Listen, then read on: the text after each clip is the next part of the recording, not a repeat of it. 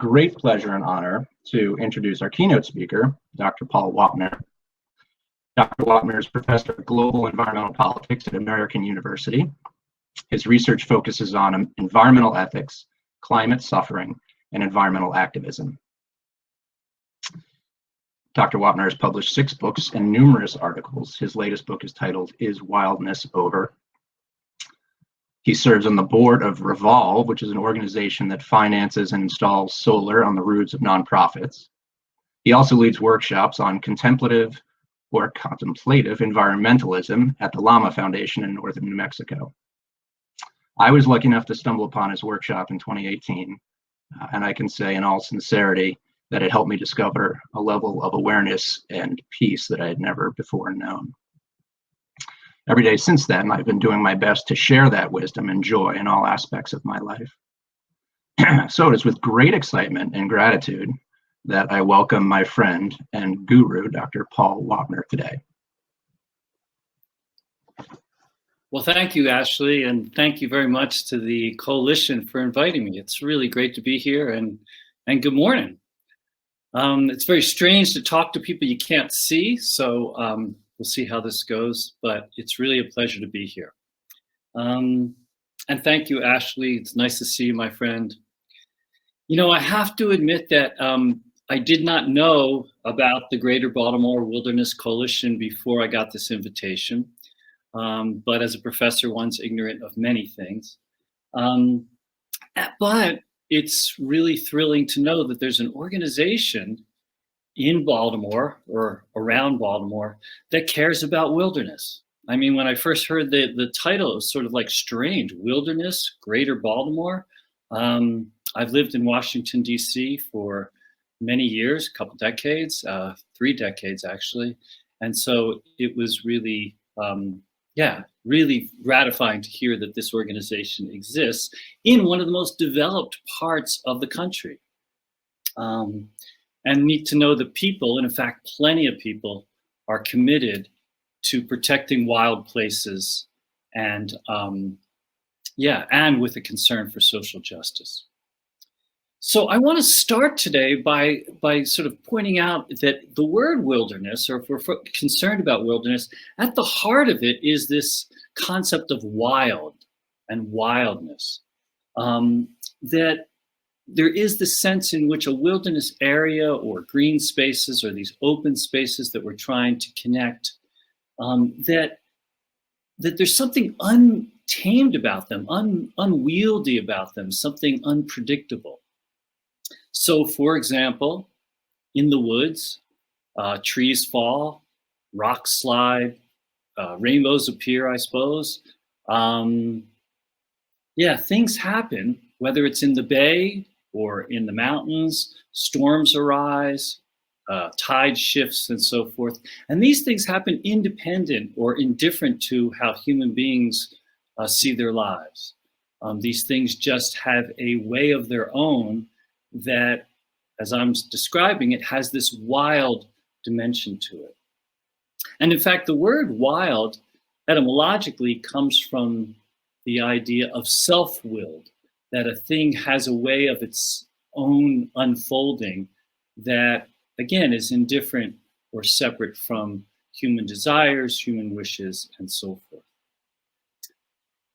While wildness, it's hard to say, while wildness is actually most accessible in green spaces and open spaces and what we can call wilderness areas, we also know that so much of life is unpredictable. So much of life is operates sort of indifferent to at least what I want to happen in the world. And that is to say that there's a wilderness or a wildness, not just in the forests and in the mountains and out on the bay and in the oceans and so forth, but very much in human affairs as well. So I mentioned this broader view simply because we all know that we face a crisis of wildness. And what I want to suggest is that crisis is twofold. It is a crisis of a diminishment of wild places on the one hand, again, what we could call wilderness, and a diminishment of wildness even in our own everyday experience.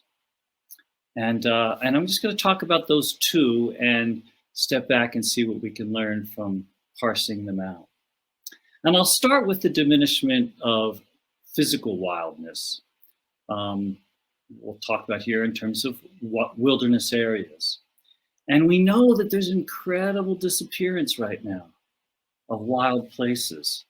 Everywhere we look, everywhere almost we look, there is tremendous human domination, and that is over not just the natural world, but over other people and so forth.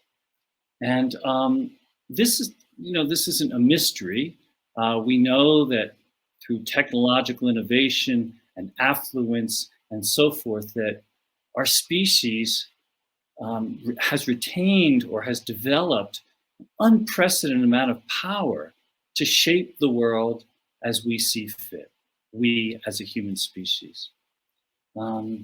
Today, we're reformatting land in incredible ways, turning forests into agricultural lands or suburbs and so forth. We are redirecting rivers. We are, as we heard from Dana Stein, we are changing the atmosphere and need to do something about that. We're extracting resources from oceans, from the bay, from land, forests, mountaintops, and so forth. And this human effort, this power, I mean, it's so dramatic. I mean, we can think about just actually loss of biological diversity. It's not that then we are simply having our signature on the planet, but in the case of mass extinction, we're literally governing evolution. And so when we think about this in terms of wildness, it's that the human footprint, or really the human bootprint in many ways, is sort of growing everywhere and intensifying. There are, to use this notion of wildness and the self-willedness, that there are less and less places that sort of move to their own beat. And it's not just that there's less places, but the places that we in fact inhabit and so forth, they have less of a wild character to them, in the sense that, you know, we turn forests into agricultural lands, and we turn those agricultural lands into monocultures and so forth. And so this sort of simplification and the deterioration almost of this wild element. Many of you know that geoscientists have told us we live in the Anthropocene. That is to say, we live in a distinct geological age in which, in billions of years, when they look at the rock surfaces or so forth, they'll see a little band, and that'll be the age of humans. And it's distinct because it has a human signature everywhere on the planet. Bill McKibben, many years ago, in his book, The End of Nature, identified this sort of omnipresence of humans. And when he talked about that, once we change climate, we are everywhere. We are everywhere. And what does that mean for wildness? You know, it's hard to wake up in the morning. God, I feel like I'm bumming us out here. I don't mean to bum us out. I just mean to identify sort of this diminishment of wildness. But we can't wake up in the morning and say, God, what a gorgeous day the world has given us. We have to say, God, what a gorgeous day we have partially manufactured. I'm speaking to you from Taos, New Mexico, and there are more than 20 wildfires right now in New Mexico. And when I woke up this morning, there's haze out there. I can see my fellow human beings with me today by just looking at the landscape. And not to make it too dramatic, but we're even told that our influence, because of the way we've moved water on the globe itself, shifting where the weight of water is, that there is now a slight human signature on the axial spinning of the planet. There's a wobbling, there's perturbations, and they're not dramatic, but scientists have been able to tell us that we are partly responsible for that. So we know, and that wildness is in retreat. And the question is, how do we respond to this?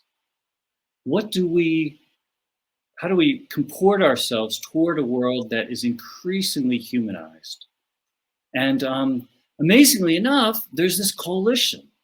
And the coalition seems to be, in my view, from what I'm understanding and looking at the website and talking to Ashley and so forth, extraordinarily excited about an organization that's networking people who value this wildness and who value the sense in which it's important in life to try to retain a wild character to our planet, and specifically to Greater Baltimore. What a challenge, but what a beautiful challenge.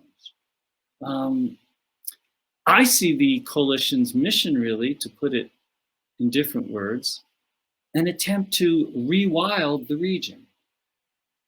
It doesn't mean that we can get back to some kind of pristine time where human beings didn't exist. I am not misanthropic. I love, we all love our species, but we also recognize that that our species has been pushing wildness out of our lives.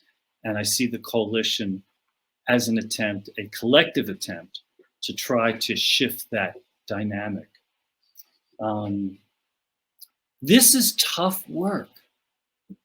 The idea of making Baltimore greener, or Greater Baltimore greener, enhancing the wild qualities of landscapes and protecting vulnerable lands, it is not easy. And I think that the comment earlier that it takes coalitions, it seems to me that the networking part of the mission seems so important.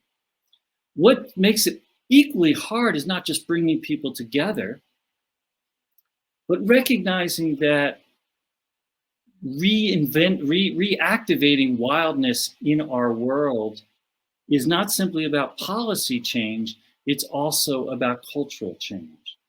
It involves understanding and persuading and working with each other to convince ourselves and others to recognize that there's more than humans in the world. The world is much larger. Yes, it's the age of humans geologically, but we're not alone.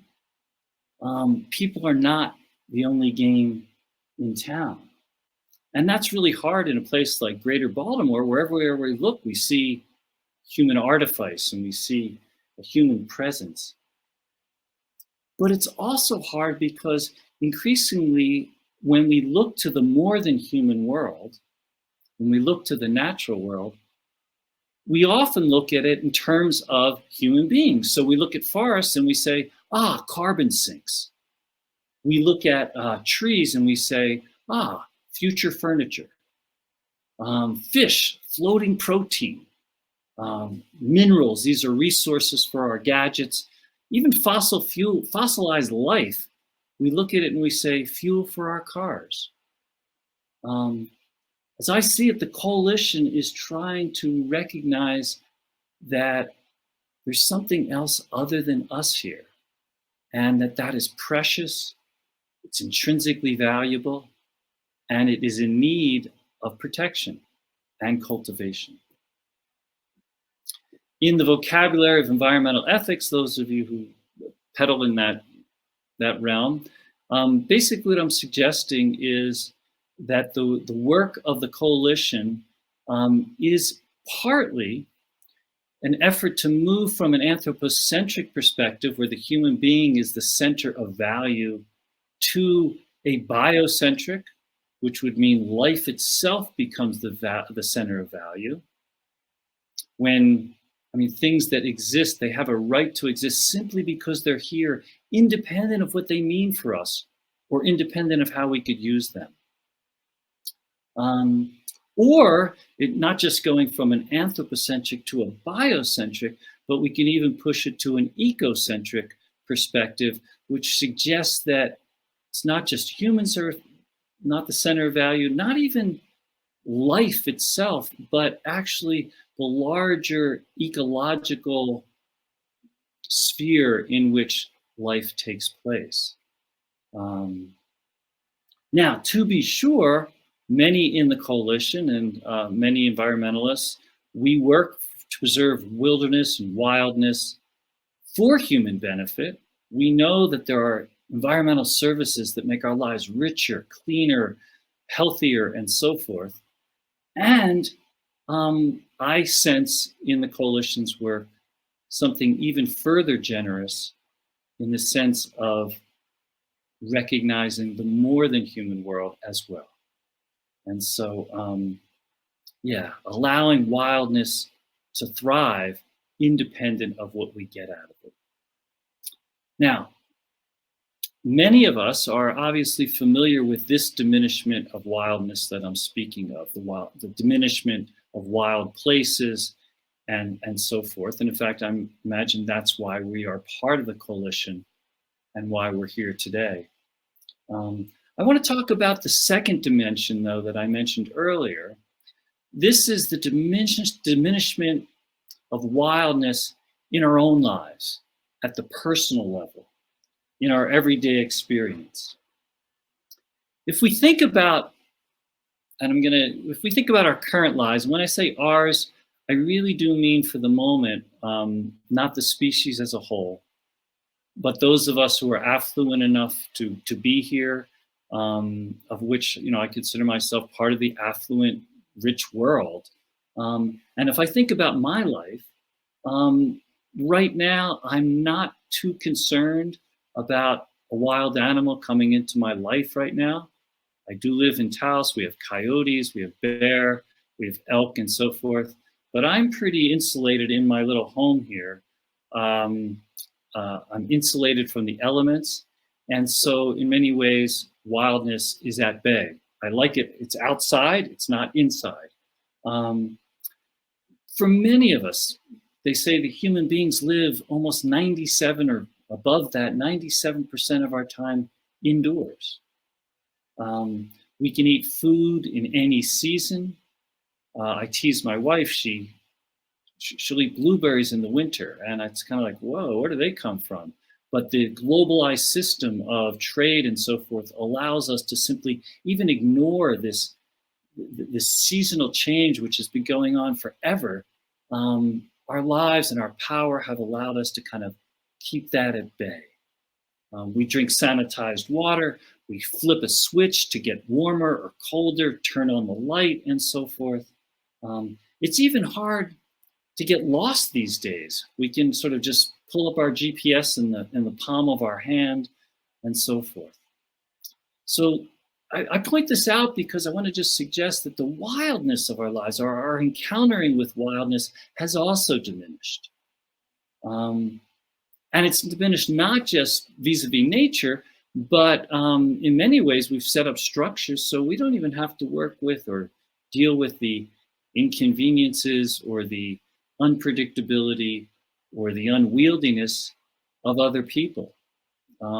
As we learned during the pandemic, we can simply just open our door a little crack and grab a package and bring it in and not have to even know our neighbors. Now, so what I'm just suggesting is that in our own lives, this is real.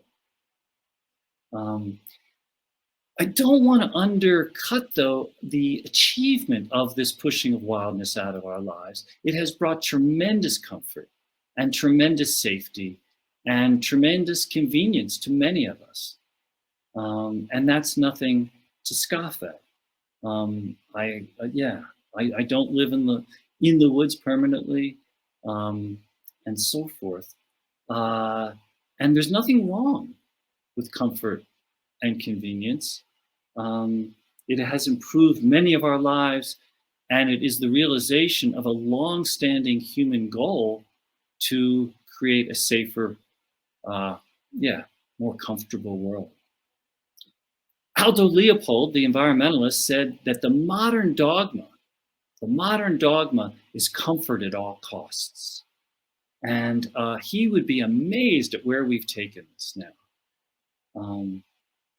But where we've taken this is, on the one hand, our individual lives have gotten more comfortable and so forth. But I think many of us sense something is nonetheless amiss in this, that there is a cost to a pampered, homogenized, routinized life, in the sense that we become a little, I'll speak for myself, I become a little more numb. I become a less fully alive in my smug, comfortable life. I suffer, and many of us suffer, from a kind of over predictability in our lives, what some people could call a hardening of the categories, where I kind of know what life's about, and yeah, and I'm in that understanding, I'm less kind of open to mystery, to wonder, to the awe of the world, because I kind of can see nature on my phone. I don't really have to encounter its vicissitudes, nor the vicissitudes of living with other people. I'm not sure if those listening recognize this. Sometime maybe, go on a marathon binge on Netflix and see how we feel and see how alive we are. And I think another example of this is that in a globalized world, so much of the world has become homogenized that I can go from one country to another almost and eat the same food. If I can have a friend, he's into gyms. He says you can go around the world and go to the gym and it looks about the same, sleep in the same kind of bed. There's this kind of flattening of life and the sort of diminishment of wildness in our own experience. And so this is the second piece. So how do we respond to that? I asked the question, how to respond to the diminishment of wild places, but how do we respond to the diminishment of unpredictability, uncertainty, and an openness, really, to wildness in our own lives? And here I think actually the coalition provides, again, a root or a metaphor for responding. And I would say that while the coalition is trying to rewild a region, Greater Baltimore, that a response to at the personal level is a rewilding of our lives, a rewilding of my human experience, our human experience. So what does this entail? Well, at bottom, it calls for developing a new relationship to wildness, that not every discomfort is something to brace against and control. I mean, I think that we're so used to and we're so instrumentalized to find things that don't sort of align with my desires and my way of thinking and so forth. My first kind of impulse is to try to control that and shape it and so forth. And could there be a different way to relate to uncertainty and perhaps even a little discomfort? Because it might be the case that such encountering is not, it's not a cost, it's actually a benefit. There could be a way in which, as I've been saying or suggesting, my experience is that sometimes this discomfort and uncertainty, I wake up, I become alive. And so, do I always have to turn to a fossil-fueled world to scratch every itch I have, every little sense of, I'm a little hot, I'll just turn on the air conditioner. It's a little dark, I'll flip a switch, it gets lighter. I want to travel from here to downtown. I'll get in a insulated car, not have to necessarily see other people. I've got entertainment. I've got climate control, and so forth. And soon, I don't have it, but probably self-driving cars where I don't even have to pay attention. I don't even have to look out the window. Um, and likewise with the privilege or the privilege of privacy, which again, it's the height of our affluence allows us to sort of insulate ourselves. But in fact, as we do that more and more, there's a sense in which wildness is pushed further and further away from our lives. So rewilding is literally to get outside. And I don't just mean get outside our houses, but getting outside of our comfort zone, because it just seems like everything we're doing that's driving climate change, that's driving loss of biological diversity, driving the diminishment of fresh water, and so forth, is driven by this itch, this impulse to master, to control, and keep the vicissitudes of the natural world out of our lives. Can we try to stop mastering and controlling every element of those around us as well as the more than human world? Every wilderness writer and every wilderness advocate seems to suggest that wildness is not only dangerous, it's not only an inconvenience, but actually it is a turn on. I know on the coalition's website, they quote Thoreau saying, "In wildness is the preservation of the world." Importantly, Thoreau did not say in wilderness. He said in wildness, because it's that wild character that actually is so essential to human experience. I'll just use a phrase Alan Watts used, talking about the wisdom of insecurity.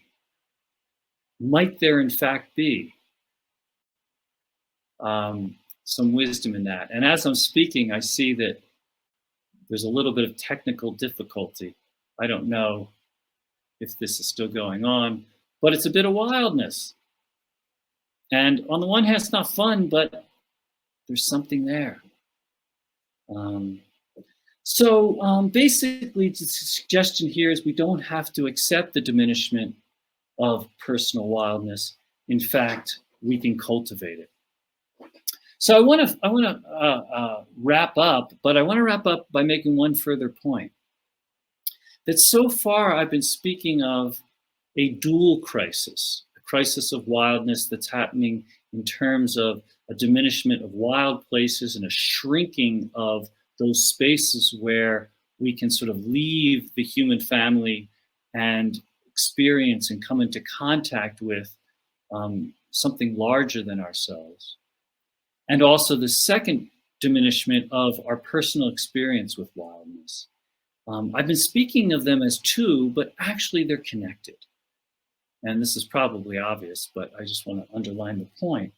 And indeed, working for one, working to cultivate, let's say, personal wildness is fundamental to also working for collective protection of wild places. Indeed, working and wrestling politically, economically, culturally, and so forth with the complications involved to protect existing wildness areas, enhance them and build them and so forth through, let's say, wildlife corridors or this interlocking of green spaces, or simply to try to protect vulnerable land and vulnerable people. This is not just a collective effort. It's not just something I do with others, but it has an effect on me personally. It gets us out of ourselves. We have to work with other people, and we face tremendous uncertainties. As we heard, this effort to pass legislation, it's messy, and that messiness is not just something that we should sort of shun away from, but it's actually part of a encountering of wildness. Indeed, working politically for wild places has this strange way, at least for me, of opening these chambers of the heart that have arguably never been even, I've never even identified them before. And yet they start to mean something. And so, on the one hand, working collectively for wildness has a way of rewilding our lives. And the flip side of that, of course, is that by personally opening to uncertainty in our own day-to-day experience, becoming more at home with discomfort,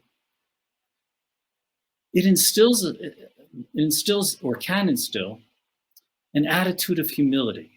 It adds a sense in which it opens us up to other people, to other creatures, and prepares us in many ways for the hard work of social transformation of which we're all committed. So in short, what I'm just suggesting is that as much as there's an outer ecology, there's an inner ecology. And as much as there is a external wildness that we recognize means a lot to us as human beings and means a lot to the other critters and the other beings that we share this planet with, there is also an inner wildness to us as well. And cultivating both of those, it seems to me, adds sort of an integrity and adds a kind of power or exciting passion to this work. And so a short way to say it maybe is there's wild politics and wild mind. And to me, they kind of feed off each other and enhance and complement each other. So we're going to open up to questions and so forth. And I'd love to talk to Ashley about these topics. But I would just say that may we find the courage. May we find the courage to embrace and enhance both these elements of wildness. And I'm inspired that the coalition seems to be doing this in gorgeous ways. And I want to be involved. So thank you for this kind invitation. Well, thank you, Paul, for very kindly agreeing to join us and for giving that great opening to the rest of today and tomorrow. I could go on, as we know, I could go on and talk with you for hours. I find your way of thinking so inspiring and refreshing. And coming towards the end of your talk, I was reminded of Paul Winter. I was lucky enough to see Paul Winter years ago. Give a performance, and I think, as is somewhat typical for him, he asked all of us to do a wolf howl, our best wolf howl. And at first everyone's kind of uncomfortable, like that's a little weird amongst a bunch of strangers, but sure enough, we all got into it and really got into it. And then he said, imagine if Congress started each of their sessions with a wolf howl, a joint wolf howl, how much more productive we might be. And I've held that close for years, especially these days. Boy, maybe if we all, even at the heights of government, embrace a little more wildness in our lives.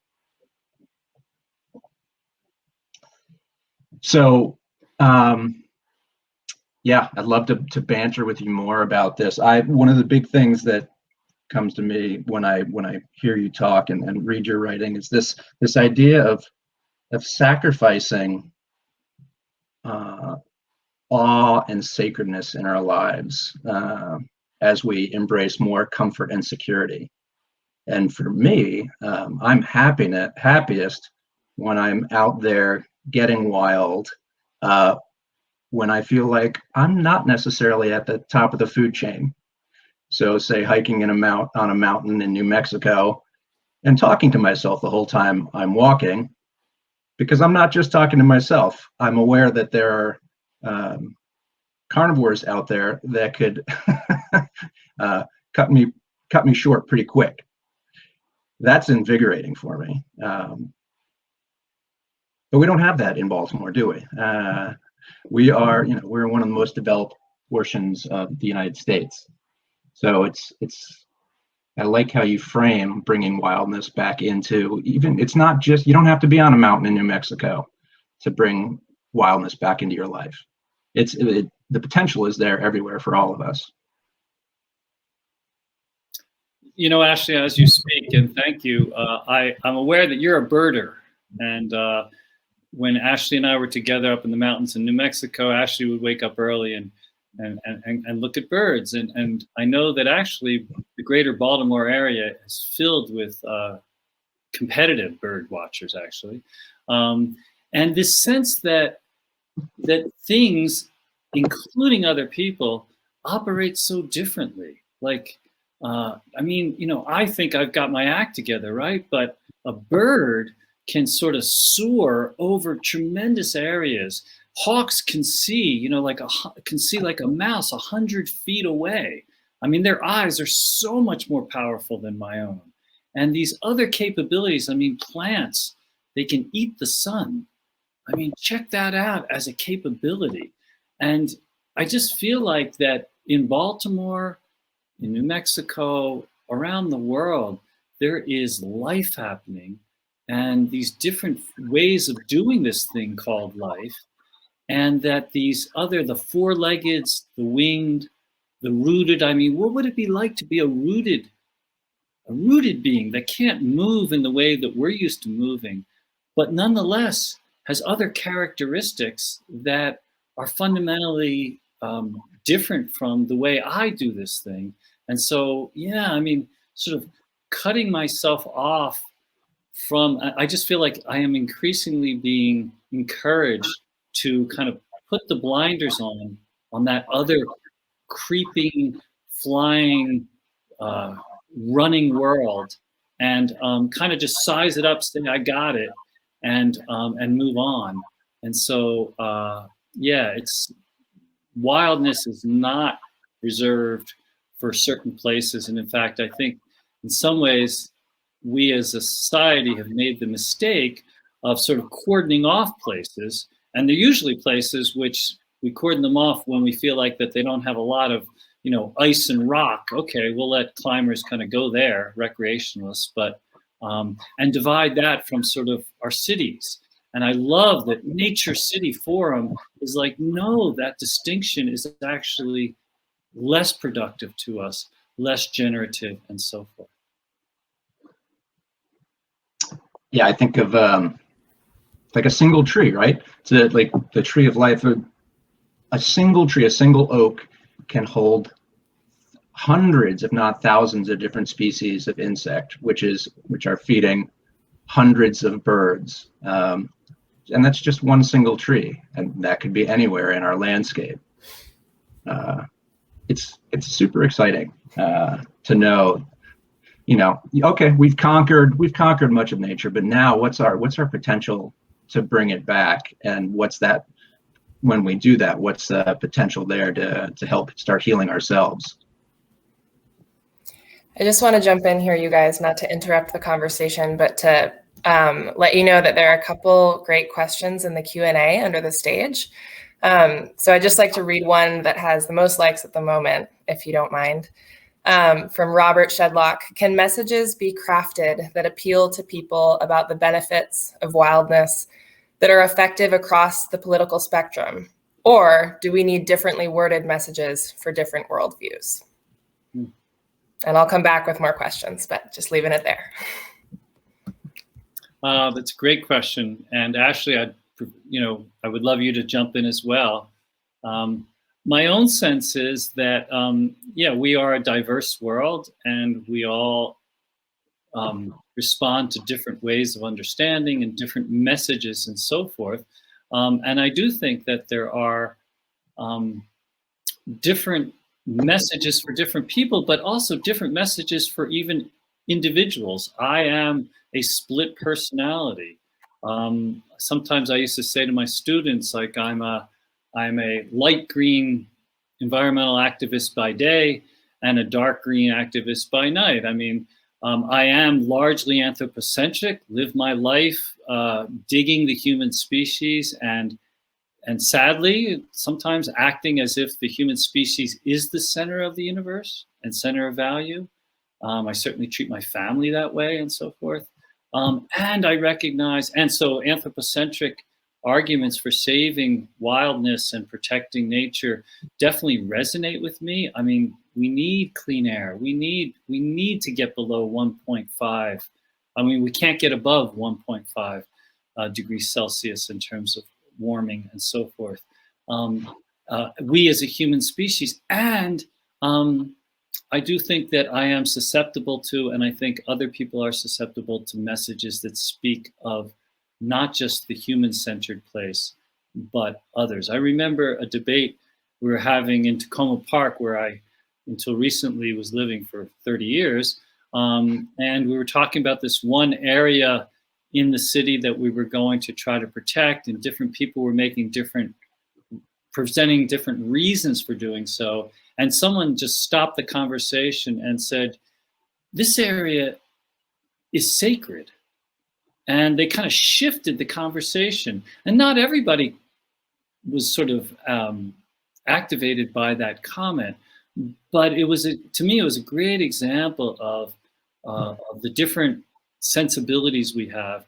And so I do believe that there are different messages for different people, and also recognizing this polarization we're in, and finding language and policies that actually, they're not going to make everybody happy, but if we care about, as environmentalists anyway, as we care about social justice and care about ecological exuberance, that creative wild work is on our plates as well. Ashley, I'm curious to hear what you have to say. I don't think I could do it any better than that. But one thing that does come to mind is this idea that maybe we don't have to come up with a message. We merely need to get people, the best thing that we can do is get people out in nature to experience them for themselves. Nature can speak volumes. And has the power, one of the most powerful things possible, which is to instill awe in us. And that's not going to happen every time you're out, in your lawn or looking at a tree. But it's pretty powerful exposure to nature. And I think the vast majority of us, somewhere in our lives, have developed strong connections with nature. And if we can just help people tap into that again, possibly by just getting folks out there, that can really help. Yeah. I think on that note, this leads into another great question, which is, what do you suggest for engaging those who are not so privileged to choose less comfort? How do we help everyone to understand and feel comfortable with wildness within the built landscape? That's a question from Britt Slatterly. Would love to hear your thoughts on that. Brilliant question. Hugely important question. Yesterday, I was on a phone call with some Brazilians, and we were actually talking about wildness. And they were saying, hey, I live in a place where the electricity goes off all the time. I live in a place where I can't get a vaccine. I live in a place where unpredictability is more the norm than it is predictability. How can we think about wildness? And I think there is, the way I've been speaking, I'll acknowledge there's certainly a privileging going on here, in the sense that I'm projecting on who I'm speaking to, which is unfair. But I do think that one of the things that, Adlai Stevenson said a long time ago in a conversation about technology and the United States, he said that the United States definitely still needs technology, even though it's hyper developed. He says the one technology it needs most is a hearing aid. And what he meant by that was that this sense of what I was suggesting earlier, my own work on opening to wildness is also opening to otherness and opening to others. And actually, my Brazilian colleagues are living in ways with discomfort that has a lot of wisdom. And I would say that often it's the less privileged, in my experience, who actually have a appreciation for encountering wildness, forced upon them or not. So this is not a monochromatic message in the sense that it has the same, sort of like the question about messaging. It's not the same message to every person, but is to suggest that I think opening to wildness is a species-wide endeavor, and we each have different ways of doing that. Ashley, I don't know if you have a thought on that. I think, broadly speaking, and correct me if I'm wrong, Paul, but I think what you're saying is we're not asking anyone to lead this ascetic, hermetic existence. It's, you don't have to give up everything to live this life. You're actually opening yourself to live a more exciting, vibrant life. Think of it less as struggle, suffering, reduction, and more as the opportunity to live a more vibrant life. And definitely that requires a large proportion of us living in a more comfortable, wealthier world to change our habits. But I really look at it as a tremendous opportunity for everyone, more than anything else, with great potential for reigniting the unknown and questions, and rebuilding community. Even we start being curious again, humble and curious about our goings on beyond our screen immediately in front of us. And I would just add a piece of this is that I hear some feedback, but anyway, another piece of this is that those of us, myself included, the privileged, one of the ways when we push wildness out of our own lives and in this search for comfort and so forth, it doesn't just evaporate. We literally shove this into other people's lives. And now the people who have been sort of exploited, for long periods of time are dealing with my stuff, with the stuff I don't want to deal with, that I have the privilege to push it out of my life. So, I actually think that we are different peoples. We're in different stations in life, and that the call for wildness is both a call to open up to other people and to sort of take my own foot off the gas pedal in terms of pushing the world toward more and more comfort, because that has social justice implications as well. I'm going to jump in here, Eliza, unless you have something else queued up. Kate has shot me something. I think we were going to talk about the same thing, probably. All right, go for it. I was just wondering if this is not a question, but a comment that came up, and I'm wondering if you guys could address it. Someone says, I'm tripping up on the use of wildness. White colonizers use their civility to tame the savages of the New World. This feels like white folks recontextualizing the separation from nature as a new enlightenment. So I'm just wondering if you guys can address the privilege of being able to return to wildness in the context of colonization. Thanks. Yeah. Such a great question. Deep question. So Ashley mentioned that I have this book, Is Wildness Over? And in the book, I actually address this pretty head on, because it seems to me that colonization is one of the most dramatic examples of trying to push wildness out of the colonizer's life. It comes from a place of power, and it comes from that there are other people out there who operate different from me. And one of the things I have this impulse to do as a colonizer is to tame and to expropriate and to control other people. And to me, that is, that impulse also arises because of this discomfort with my own lack of control, with my own sense of being one among many.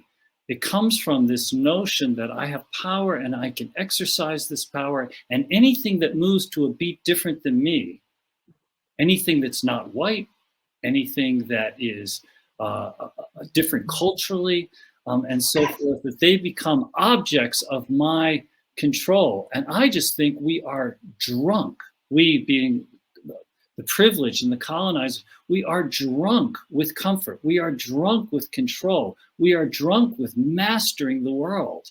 And I actually think that this colonization, it continues today. And so I see it connected to wildness because it's that, again, that I guess what I'm really saying today is I'm speaking to the colonizer. And again, it's unfair. I'm projecting who's listening and so forth. But I know I write books I need to read. And one of the points of the book is, and this whole idea is that this has been going on a long time, pushing wildness out of our lives. And we've kind of controlled other people and perverted their lives and so forth. And we see it with climate change. I will use fossil fuels to make my life more comfortable, but the people who have to extract this and the people who have to live in areas where there's fracking, where there's oil rigs and so forth, their lives are wilder and less controlled and more painful. And those people on the other side, the people who have the least contribution to the problem, are on the front lines of suffering from this.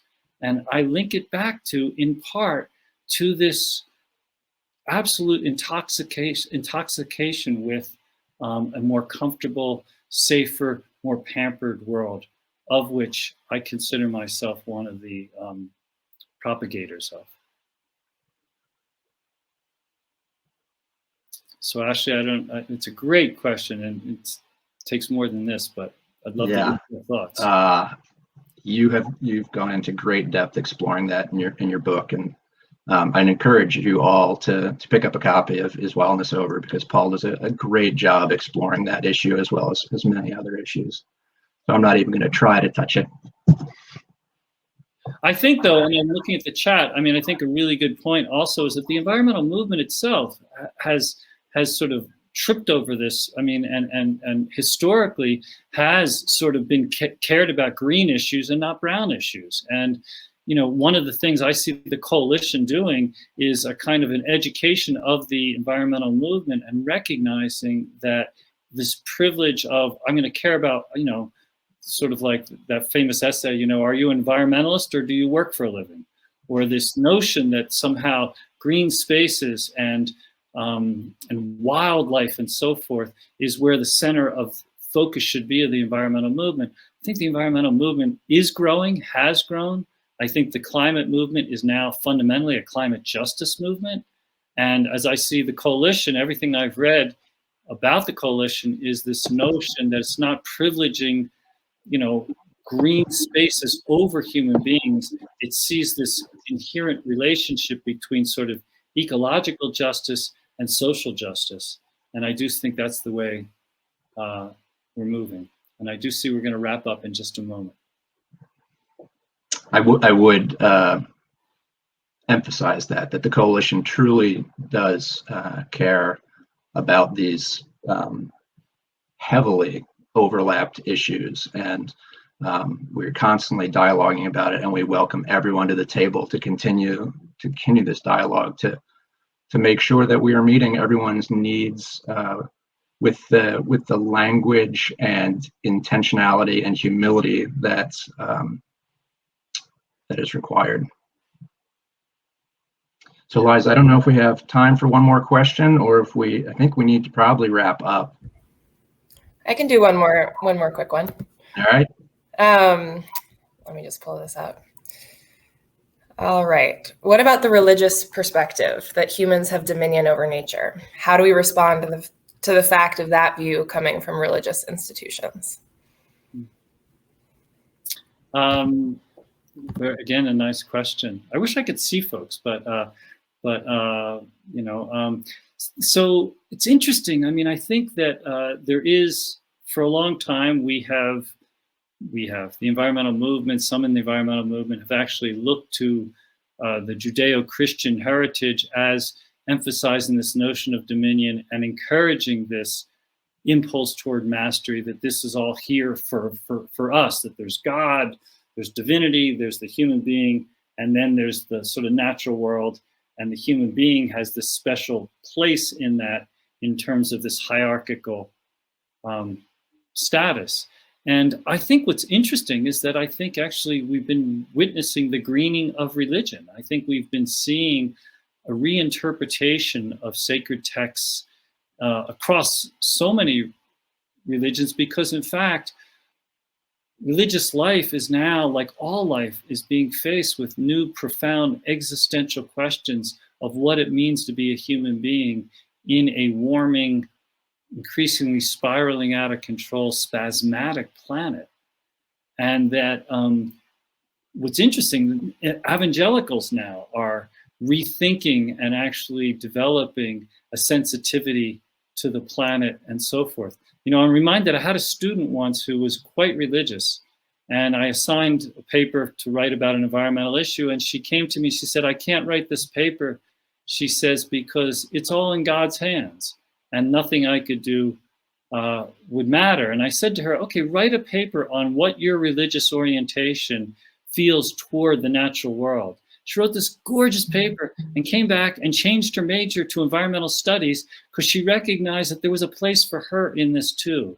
And this message of dominion has been reinterpreted, continues to be reinterpreted. And human beings are marvelous. We are marvelous. But dominion also includes stewardship. Dominion also includes humility. Dominion also includes the end of dominion. And so, it's a great question, and I've really appreciated the session. It feels very short to me. I'm a professor. I'm used to, like, you know, professing on forever. But I very much appreciate the invitation, and it looks like, and I'm excited to be part of today and tomorrow. It's a great schedule, and long live the coalition, and long live wildness. Indeed. Paul, thank you again for taking the time to come speak to us. Really greatly appreciate it, and hoping that you can stay around and maybe hop into networking so folks can talk with you directly there and you can see some faces other than mine. I thank you all for the fantastic questions that you posted. If folks wanted to reach out to you after the conference, would that be possible, Paul? And talk with you as well? Put my email, probably the best way to get in touch. Yeah. And I'll put a plug in, I think, for you're going to be having a few contemplative environmentalist sessions virtually this summer. Is that right?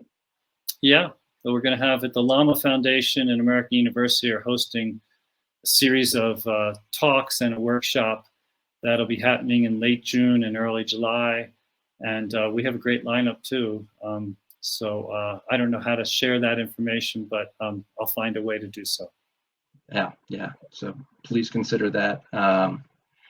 Grab a copy of Paul's latest book as well, Wildness Over. You can get it on bookshop.org. Great read. And beyond that, I would just say that this is just the beginning of 2 great days. Paul's got us off to an amazing start, lots to think about.